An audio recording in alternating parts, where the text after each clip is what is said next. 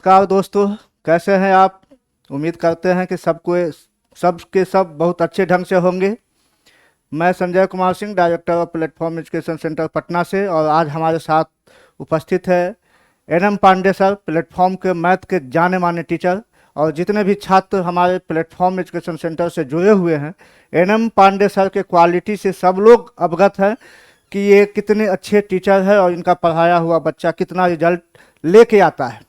आज हमारा साथ में उपस्थित होने का, हम किसी न किसी उद्देश्य से आपके सामने उपस्थित होते हैं, और वो उद्देश्य हमारे लिए और आपके लिए भी बेनिफिशियल है। चूँकि हम आपके साथ जब तक कनेक्ट नहीं होंगे, किसी न किसी तरह का बैच लेके नहीं आएंगे, तो वो आपको रिजल्ट में सहायक नहीं होगा। इसीलिए रिजल्ट लेने के लिए हमें आपके सामने उपस्थित होना अनिवार्य है। आज हम एनएम पांडे के साथ उपस्थित हुए हैं, जिसका मुख्य उद्देश्य है एसएससी जीडी 2022। और आप देख रहे हैं मैथ के बदले हुए पैटर्न में 20 क्वेश्चन में 20 नंबर कैसे लाए, इसके बारे में बहुत ही विस्तृत डिटेल में एनएम पांडे सर बताएंगे। लेकिन उससे पहले एसएससी जीडी प्लेटफॉर्म द्वारा क्या क्या लेकर आए हैं एसएससी जीडी के संबंध में हम, तभी उसका एक ऑफलाइन ऑनलाइन बैच दोनों सोमवार से आ रहा है। 12 बजे से 5 बजे इसका टाइम रहेगा। तो जितने भी छात्र एसएससी जीडी से जुड़े हुए हैं, वो जल्द से जल्द प्लेटफॉर्म में ज्वाइन करें। चूँकि 14 तारीख को बाल दिवस के शुभ अवसर पर 50% फी का डिस्काउंट किया गया है ऑनलाइन में। जहाँ पे 499 रुपया फी है, तो मात्र 250 रुपया में आपको बाल दिवस के शुभ अवसर पर बच्चों को छूट दिया जा रहा है। साथ में बृहस्पतिवार और शनिवार ओपन टेस्ट एसएससी जीडी के लिए लेके आया हूं मैं। तो जितने भी छात्र हैं, चूँकि टेस्ट एक ऐसा माध्यम है जो आपके क्वालिटी को ऊपर लेके आता है कि आप क्या जानते हैं, कितना पढ़े हैं, और सारे चीज़ को निखार करके एक लेवल पर आपको रिजल्ट के मुकाम पे पहुंचाता है टेस्ट। तो जितने भी छात्र जो बैच नहीं भी करते हैं और जो प्लेटफॉर्म से नहीं भी जुड़े हुए हैं और टेस्ट देना चाहते हैं, तो बृहस्पतिवार और शनिवार को ओपन टेस्ट में आप शामिल हो सकते हैं। मात्र 20 रुपया इसका फी है ओपन टेस्ट का, और रिजल्ट लेना है तो जितने भी तरह का जीडी का बैच प्लेटफॉर्म द्वारा चलाया जा रहा है, तो हम चाहेंगे कि आप सभी बैच में अधिक से अधिक संख्या में शिरकत करें। क्योंकि अधिक संख्या में जहाँ रहता है वहीं पे कंपटीशन है, और वहीं से क्वालिटी निखर के सामने आते हैं। तो मैं फिर से एक बार एनएम पांडे सर को बोलना चाहूँगा कि मैथ में बच्चे कैसे इम्प्रूव करें, इसके बारे में आप हमारे बच्चों को जितना विस्तृत डिटेल में जानकारी है वो आप उनको दें। और अन्य जो बैच है, अन्य जो हमारे टीचर एसएससी जीडी में पढ़ा रहे हैं, सब के बारे में एकदम विस्तृत डिटेल जानकारी दीजिए। Thank you sir. तो आइए, चलिए सभी को नमस्कार है मेरे दोस्तों। आज हम लोग का जो थंबनेल दिख रहा है आपको, थोड़ा सा अजीब टाइप का आपको लगेगा इंग्लिश में भी, लेकिन मुमकिन नहीं है, मुमकिन है। और उसको मुमकिन करने के लिए हम आपके साथ जुड़ेंगे सोमवार से। और ध्यान दीजिएगा, इसमें जो पैटर्न चेंज हुआ है मेरे दोस्त, वो थोड़ा सा उसकी भी चर्चा करेंगे, और जो पहले हमारे पास पैटर्न था उसकी भी हम लोग चर्चा करेंगे। जैसे हमने कहा है मैथ्स में बदले हुए पैटर्न में 20 में 20 कैसे लाना है, तो मेरे दोस्त थोड़ा सा ध्यान देना। जैसे हमने एनालिसिस किया है कि मैथ सिलेबस ऑफ जीडी में सबसे पहले, जैसे इससे पहले जो भी एग्जाम होते थे आपके 25 क्वेश्चन पूछे जाते थे। देखो भाई, 25 क्वेश्चन में पहले जो है संख्या पद्धति से, यानी नंबर सिस्टम से जो नंबर ऑफ क्वेश्चंस पूछे जाते थे मेरे दोस्त, वह आपके 3 से 4 पूछे जाते थे। ये पहले की मैं बात बता रहा हूं। दशमलव भिन्न से आपको 1 से 2 सवाल पूछे जाते थे। उसी प्रकार प्रतिशत से आपको 2 सवाल देखने को मिल सकते थे। अनुपात और समानुपात से 2 से 3 सवाल। औसत से आपको 2 सवाल। साधारण ब्याज से 1 सवाल। एसआई सीआई से आपको 1 सवाल। लाभ हानि और छूट से, लाभ हानि और छूट से आपको 2 सवाल हो सकते थे पहले के एग्जाम में, जो पहले होता था। उसके बाद अगर हम लोग बात करें क्षेत्रमिति की, तो क्षेत्रमिति में हमारे पास 2 से 3 क्वेश्चन रहते थे एनी हाउ। और आपको पता है एडवांस मैथ्स का केवल एक यही टॉपिक आज भी जुड़ा हुआ है और पहले भी जुड़ा हुआ था। इसके बाद हमारे पास ट्रिगो, अलजेब्रा, ये सब कोई टॉपिक हमसे नहीं पूछा जाता है। अब आगे हम बात करेंगे समय, दूरी और चाल से 1 से 2 क्वेश्चन पूछे जाते थे। समय और काम मजदूरी से 2 से 3, साझा से 1 से 2, और देखो डीआई, डाटा इंटीग्रेशन से जो है 2 से 3 क्वेश्चन आपको हर शिफ्ट में देखने को मिल जाते थे। लेकिन मेरे दोस्त मैं बता दूं, इस बार के सिलेबस में डीआई नहीं दिया गया है। लेकिन डीआई आपको देखना पड़ेगा, थोड़ा बहुत देखना पड़ेगा, क्योंकि जब आप एग्जाम देंगे तो एक आध सवाल बिल्कुल डीआई से रहने की प्रबल संभावना रहेगी। ठीक है। और अब का जो सिनेरियो बन रहा है हमारे पास इस प्रकार से बन रहा है कि भाई संख्या पत्ती में अगर 3 से 4 सवाल पहले पूछे जाते थे, तो अब हो सकता है कि 2 से 3 एक सवाल यहां कटौती कर दिया जाए। दशमलव भिन्न से अगर 1 से 2 सवाल पूछा जाता था, तो यहां 1 सवाल पूछा जा सकता है। प्रतिशत से 1 सवाल, पहले 2 सवाल पूछता था, अब आपका 1 सवाल हो सकता है।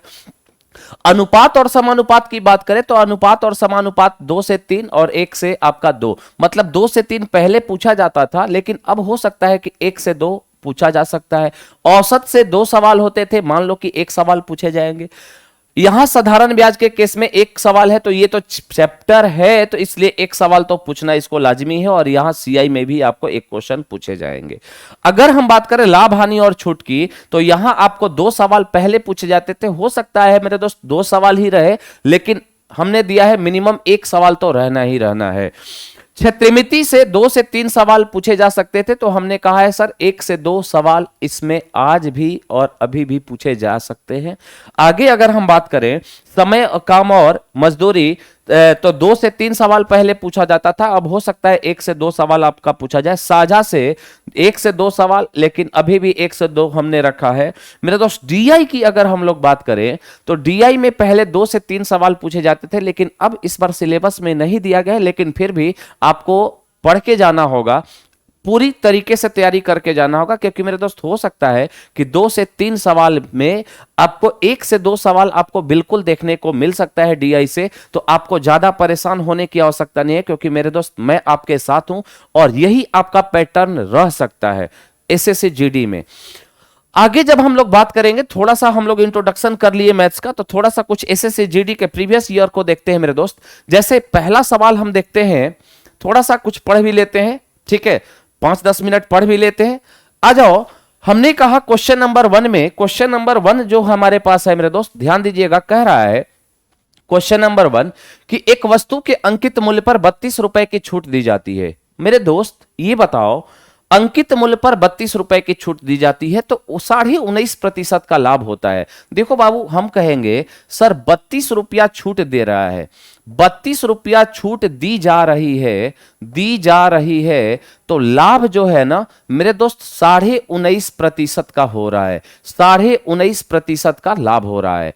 अब कहा गया है यदि उस वस्तु के अंकित मूल्य पर कोई छूट नहीं दी जाए, मेरी बात ध्यान से समझिएगा, अगर उस वस्तु के अंकित मूल्य पर कोई छूट नहीं दी जाएगी मेरे दोस्त, तो ये जो 32 रुपया छूट दिया जा रहा था फिर भी लाभ हो रहा था।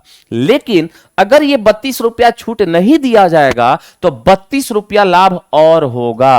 अरे भाई 32 रुपया छोड़ रहा था तब लाभ 19.5% का हो रहा था, अगर 32 रुपया नहीं छोड़ा जाएगा फिर भी लाभ आपको 32 रुपया बढ़ जाएगा। 32 रुपया जैसे ही आप छोड़ रहे थे तो 19.5 का लाभ हो रहा था, अगर 32 आप नहीं छोड़ोगे तो लाभ आपका 32 रुपया बढ़ जाएगा मेरे दोस्त, 32 रुपया बढ़ेगा। अच्छा अब ध्यान देना, कह रहा है तो प्रतिशत लाभ कितना होगा यदि उस वस्तु का क्रय मूल्य 160 रुपए हो। ध्यान दीजिएगा, उस वस्तु का मूल्य क्या हो, 160 रुपए हो।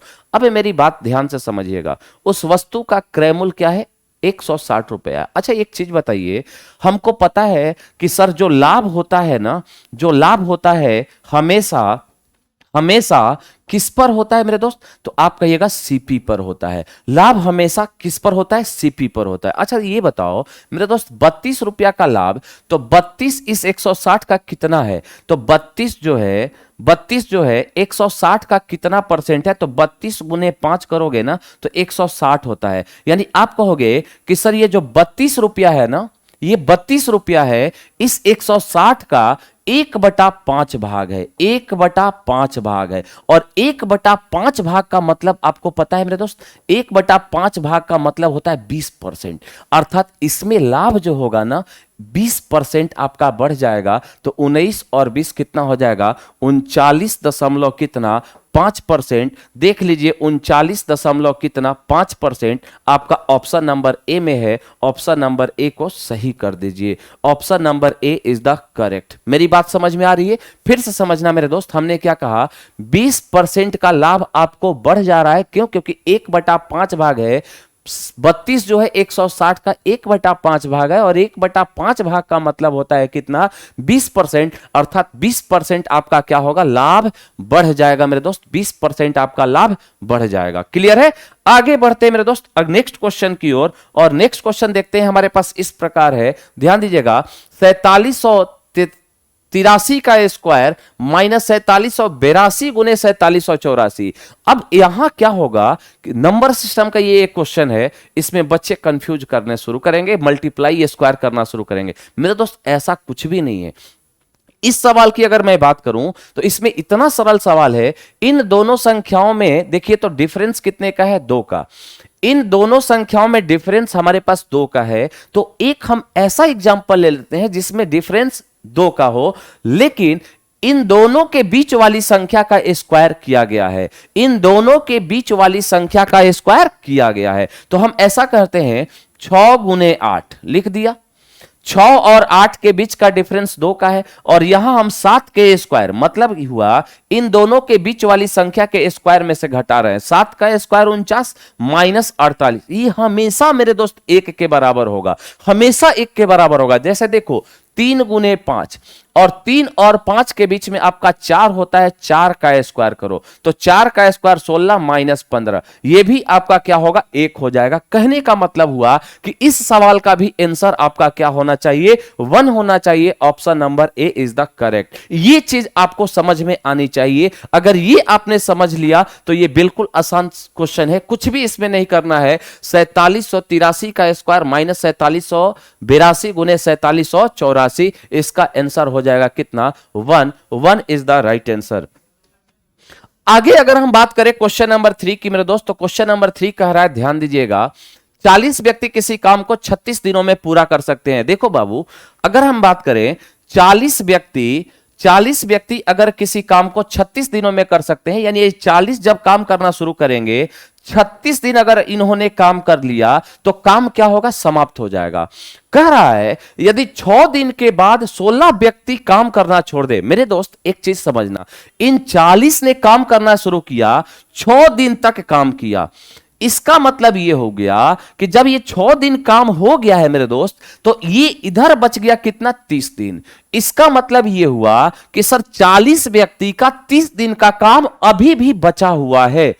40 व्यक्ति का 30 दिन का काम बचा हुआ है। 6 दिन पहले काम हो चुका है, 40 व्यक्ति का 30 दिन का काम बचा हुआ है। और ये काम कौन करेगा? तो जैसे ही 16 व्यक्ति काम करना छोड़ेंगे, तो मेरे दोस्त पहले 40 व्यक्ति काम कर रहे थे, अब 16 छोड़ेंगे तो 24 व्यक्ति हो जाएंगे। कितने दिनों में काम होगा? x दिनों में। यहां से अगर बात करें तो 8 से 3 बार में, 8 से 5 बार में, 3 से 10 बार में, तो 10 पचे कितना? 50। बाबू रे, ये तो यहां से यहां तक काम करने में आपको लगा 50 दिन, यहां से यहां तक 50 दिन। हमसे कहा गया तो अब यह काम कितने दिनों में समाप्त होगा? तो मेरे दोस्त ये तो 50 दिन यहां से यहां, इसके पहले भी 6 दिन हुआ होगा, इसका मतलब 56 दिन। इस सवाल का right answer option number A हो जाएगा। Option number A is the correct answer. Option number A इस सवाल का परम सत उत्तर हो जाएगा। क्लियर है मेरे दोस्त? चलिए आगे बढ़ते हैं अगले सवाल की ओर, और अगला सवाल देखते हैं, हमारे पास इस प्रकार है, ध्यान दीजिएगा। क्वेश्चन नंबर नेक्स्ट क्या कह रहा है? एक लंब वृत्तीय शंकु का संपूर्ण पृष्ठीय क्षेत्रफल। अच्छा एक चीज बताओ, लंब वृत्तीय शंकु है यानी कोण है, कोण का जो एरिया होता है संपूर्ण पृष्ठीय क्षेत्रफल वो आपको पता होगा sir pi r l plus pi r square होता है। पाई आर एल प्लस क्या, पाई आर स्क्वायर होता है। तो कह रहा है एक ठोस लंब वृत्तीय शंकु का संपूर्ण पृष्ठीय क्षेत्रफल समान त्रिज्या वाले गोले के क्षेत्रफल के बराबर है, यानी गोले का area 4 pi r square, 4 pi r square. अगर हम बात करें तो कहा गया है शंकु की ऊंचाई गोले के व्यास की कितनी गुनी है, तो सबसे पहला तो चीज ये है मेरे दोस्त, पाई पाई पाई। खत्म हुआ। अब आप ध्यान दीजिएगा, अगर हम बात करें एक आर खत्म हो जाएगा, एक आर खत्म हो जाएगा, तो यहां एल बराबर, ध्यान से समझना, यहां बच गया 4r और माइनस आर, ये वाला इस साइड जाएगा तो 4r माइनस आर अर्थात 3r। आपको पता होना चाहिए मेरे दोस्त कि अगर ये शंकु है तो ये एल जो होता है तिर्यक ऊंचाई होती है और ये आ गया 3r के बराबर, और ये वाला आपका स्मॉल आर दे रखा है, ये वाला आपका क्या है, स्मॉल आर दे रखा है। तो बताओ मेरे दोस्त ये वाला जो हाइट होगा, क्या आप कह सकते हो 3r स्क्वायर माइनस, तो 9r square minus r square अर्थात अंडर रूट 8r स्क्वायर, तो 2√2r हो जाएगा। यानी जो ऊंचाई है मेरे दोस्त, ऊंचाई जो है वह √2 हो गया। तो भैया r जो था गोले का भी रेडियस था और इस शंकु का भी रेडियस है, तो हमसे कहा गया कि बताइए शंकु की ऊंचाई जो है, जो हाइट है, वह व्यास का कितना गुना है। अच्छा ये बताओ, रेडियस जो होता है व्यास का क्या होता है, रेडियस जो होता है व्यास का दोगुना होता है, तो सॉरी व्यास जो होता है रेडियस का दोगुना, तो 2r बराबर डायमीटर लिख सकते हो, तो h बराबर हो जाएगा √2d। इसका मतलब यह हुआ कि डायमीटर का मेरे दोस्त कितना है, √2 गुना है, तो √2 गुना ऑप्शन नंबर ए में है, option number A is the correct answer. Option number A इस सवाल का सही जवाब हो जाएगा। क्लियर है मेरे दोस्त? चलिए आगे बढ़ जाते हैं नेक्स्ट क्वेश्चन की ओर, और नेक्स्ट क्वेश्चन हमारे पास काफी बेहतरीन क्वेश्चन है, थोड़ा सा ध्यान से समझिएगा, बात बाकी आपको समझ में आ जाएगा। क्या क्वेश्चन है, कह रहा है लड़की अपनी आय का 85% खर्च कर देती है। मान लो मेरे दोस्त की लड़की का जो इनकम होगा ना, जो इनकम होगा वह 100 होगा, तो एक्सपेंडिचर जो हो रहा है ना मेरे दोस्त वह 85 है। तो बताइए सेविंग कितना हो जाएगा, तो सेविंग आपका हो जाएगा 15।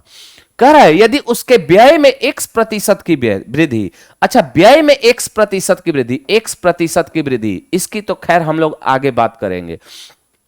बचत में 60% की वृद्धि, बचत में 60% की वृद्धि। अब ध्यान दीजिएगा, इस पहले का बचत 15 था, तो 15 का आप कहेंगे सर 60% की वृद्धि का मतलब 15 का 160%, 60% वृद्धि का मतलब 15 का 160%, एक सुना से एक सुना, 5 दूना 10, 5 दिया 15, और यहां से 2 8 16, 18 का 24, यानी अब का जो सेविंग है वह आपका 24 हो गया, 24 हो गया। यानी पहले सेविंग 15 था, अब 24 हो गया।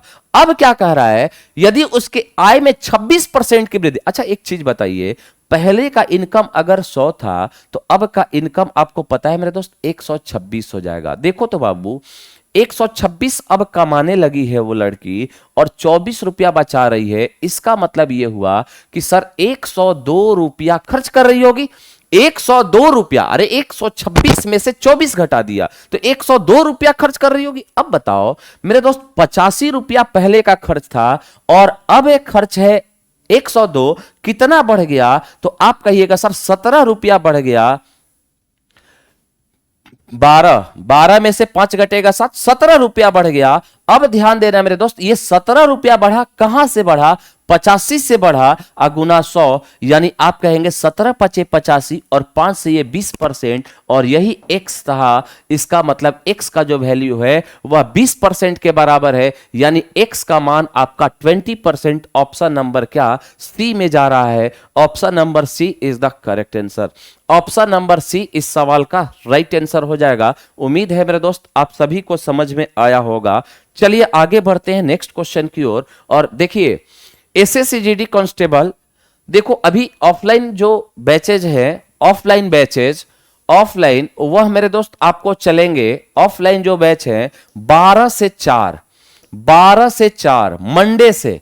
मंडे इन द सेंस क्या हुआ, मंडे इन द सेंस क्या हुआ, आपका 14 तारीख से 14 नवंबर से ये चलेगा 12 से 4 में, जिसमें मैथ्स मैं 12 से 1 ले रहा होगा, 12 से 1 मैं मैथ खुद ले रहा होगा।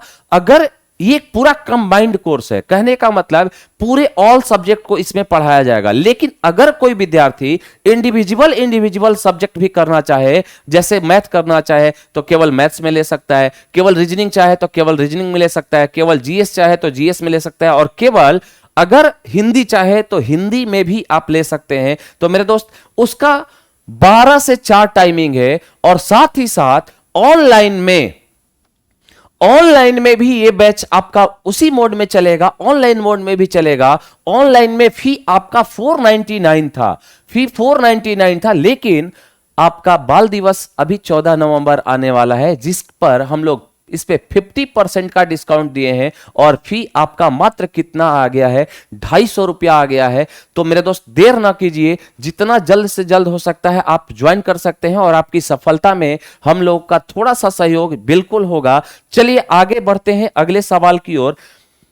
अगला सवाल हमारे पास इस प्रकार से है मेरे दोस्त, देखो एक 338 मीटर लंबी रेलगाड़ी 60 किलोमीटर प्रति घंटा की चाल से चलती है। यह समान दिशा में चल रहे एक आदमी को 39 सेकंड में पार कर जाती है। 39 सेकंड में पार कर जाती है, तो आदमी की चाल क्या होगी? आपको मैं बता दूं मेरे दोस्त कि जब भी आदमी भी मोशन में है और ट्रेन भी मोशन में होती है, उस केस में हम लोग बात करते हैं रिलेटिव वेलोसिटी की। और रिलेटिव वेलोसिटी जो होते हैं मेरे दोस्त, दोनों के चालों के अंतर के बराबर लिखा जाता है। अर्थात आप कहोगे 60 की चाल से ट्रेन चल रही थी और आदमी की चाल हमने x मान ली, तो रिलेटिव वेलोसिटी जो हुआ वह 60 माइनस 1 हो गया। अब बताओ 60 माइनस x हो गया, रिलेटिव वेलोसिटी चाल बराबर क्या होता है मेरे दोस्त? दूरी बटा समय, दूरी बटा समय, दूरी बटा समय। और आपको मैं बता दूं कि जब एक आदमी को ट्रेन पार कर रही है तो दूरी जो होती है उस ट्रेन की लंबाई के बराबर होती है, केवल और केवल उस ट्रेन की लंबाई के बराबर होगी। ट्रेन की लंबाई आपको 338 मीटर दिया हुआ है, तो 338 मीटर। अब बटा देखो समय 39 सेकेंड है मेरे दोस्त, तो 39 से भाग दे दिया, तो मेरे दोस्त ये आपका रिलेटिव वेलोसिटी आ गया, ये आपका रिलेटिव। लेकिन ध्यान देना मेरे दोस्त, ये मीटर है और ये सेकेंड है, तो ये मीटर पर सेकेंड हुआ, लेकिन इधर जो हमारा टर्मिनोलॉजी है ये किलोमीटर पर आवर है। आपको यह चीज पता होगा कि मीटर पर सेकेंड को अगर किलोमीटर पर आवर में ले जाना है, किलोमीटर पर आवर में ले जाना है, तो 18/5 से आप गुना करते हैं, 18/5 से आप क्या करते हैं? गुना करते हैं। और देखते हैं मेरे दोस्त 3 से 6 बार में, 3 से 13 बार में। क्लियर है? अब अगर हम बात करें तो 13 से अगर काटे तो 13 दूना 26, 13 दूना 26, बच गया 7, 13 छक्का 78, 13 छक्का 78। अब ध्यान देना मेरे दोस्त, यहां से अगर हम बात करें तो 26 छक्का 156, 26 छक्का 156, 6 6 का 36, 3 हो गया, 6 दूना 12, 3 15 बराबर। इधर जब मल्टीप्लाई होगा तो ये आपका हो जाएगा मेरे दोस्त 60 पचे 300, अब माइनस कितना 5x। इसको जब इधर ले आओगे, इसको जब इधर ले आओगे मेरे दोस्त, तो ये हो जाएगा आपका कितना? ये आपका हो जाएगा कितना? तो 56, 300, 156 माइनस 300, तो 144, 144 निगेटिव में। लेकिन मेरे दोस्त ये भी आपका निगेटिव में है, तो आप कहेंगे सर x का जो वैल्यू आ गया वह आपका आ गया 144/5 किलोमीटर पर आवर। लेकिन हमारे पास क्या ये आंसर हो सकता है? क्योंकि हमसे चाल जो पूछा है मेरे दोस्त मीटर पर सेकंड में पूछा है, तो फिर आपको मीटर पर सेकंड में जाना होगा। और मीटर पर सेकंड में जाने के लिए आपको पता है 5/18 से गुना होता है, 5/18 से 5 से 5 खत्म, और 18 8 44 से, यानी 8 मीटर पर सेकंड इस सवाल का परम सत उत्तर हो जाएगा। ऑप्शन नंबर क्या? C is the correct. Option number C इस सवाल का राइट आंसर होगा। हमने क्या इसमें 3 कंसेप्ट यहां पे लगा मेरे दोस्त। पहला कंसेप्ट लगा कि रिलेटिव वेलोसिटी, जब दो व्यक्ति एक ही डायरेक्शन में गतिमान होते हैं तो रिलेटिव वेलोसिटी दोनों के चालों के अंतर के बराबर लिखी जाती है। दूसरा कंसेप्ट लिखा कि यदि कोई ट्रेन ऐसी किसी भी वस्तु को पार करती है जिसमें लंबाई नहीं होती है तो उसके द्वारा जो तय की गई दूरी होती है वह ट्रेन की अपनी खुद की लंबाई के बराबर होती है। अर्थात ट्रेन जब व्यक्ति को पार कर रही है तो उसके द्वारा तय की गई दूरी ट्रेन की लंबाई के बराबर होगी। उम्मीद है आप सभी को समझ आया होगा मेरे दोस्त। चलिए फिर मिलेंगे नेक्स्ट वीडियो में, तब तक के लिए आप अपना ख्याल रखिएगा मेरे दोस्त, पढ़ते रहिएगा, खुश रहिएगा। Thank you very much, love you to all.